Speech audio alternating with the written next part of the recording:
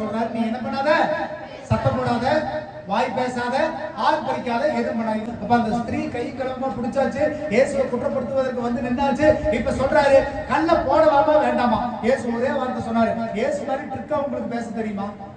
இயேசு மாதிரி பேசுற அளவுக்கு நமக்கு புத்தி இருக்குதா? நமக்குலாம் ஞானமா பேச தெரியாது, நமக்குலாம் பொறுமையா பேச தெரியாது. நம்ம எதையாவது பேசி சண்டையை வச்சா வழுக்குதான் செய்வது தவிர நமக்கு பொறுமையா பேசுறதுக்கு ஞானம் இல்லை. ஆனா ஆண்டவர் ஒரே வார்த்தை சொல்றாரு, உன்னில பாவம் இல்லாதவன் முதலாவது கல்லை எடுத்து எரிய கடவுன. திரும்பி பார்த்தா ஒருத்தரையும் காண. அல்லேலூயா. பேசினா அப்படி பேசி பழங்க, இல்லைன்னா என்ன பண்ணுங்க, பேசாமையே விட்டுருங்க. அநேக நேரங்களில் நம்ம சண்டை வர்றது குடும்பத்துக்குள்ள சண்டை வருது, தேவையில்லாம பேசுறதுனால. கொஞ்ச நேரம் சண்டை போடாம ஒதுங்கி போயிருங்க.